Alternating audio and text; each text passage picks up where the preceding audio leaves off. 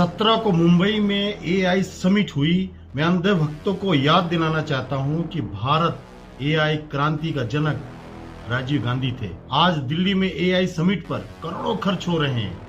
AI क्रांति के बड़े बड़े दावे किए जा रहे हैं, लेकिन सच यह है कि भारत में तकनीकी क्रांति की बुनियाद 40 साल पहले रखी जा चुकी थी। 1984 से 1989 के बीच देश के प्रधानमंत्री थे राजीव गांधी।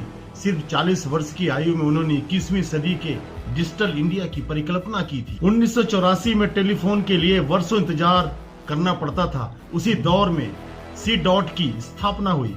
सी डॉट स्वदेशी डिजिटल टेलीफोन एक्सचेंज विकसित किए गए। दूरसंचार नेटवर्क का आधुनिकीकरण शुरू हुआ। 1986 में एमटीएनएल की स्थापना। एमटीएनएल दिल्ली और मुंबई में आधुनिक दूरसंचार व्यवस्था की नींव रखी गई।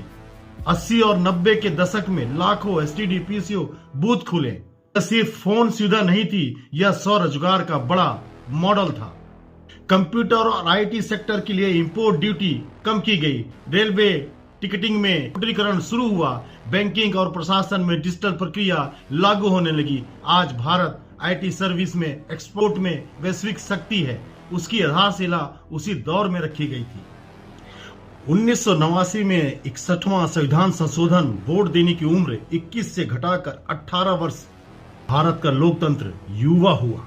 1986 की नई शिक्षा नीति, नवोदय विश्वविद्यालयों की स्थापना। आज देश भर में सैकड़ों नवोदय विश्वविद्यालय ग्रामीण प्रतिभाओं को निःशुल्क गुणवत्तापूर्ण शिक्षा दे रहे हैं। आज एआई और डिजिटल इंडिया की चर्चा होती है, तो यह स्वीकार करना होगा कि भारत को तकनीकी सोच की दिशा देने वाले पहले प्रधानमंत्री राजीव गांधी ही थे। आज असहमत तो हो सकते हैं, लेकिन इतिहास के योगदान को नकारा नहीं जा सकता। भारत की एआई क्रांति के जनक भारत रत्न राजीव गांधी को हम सभी देशवासियों का सत सत नमन। और अंधभक्तों के लिए ये ज्ञान सोचिएगा जरूर।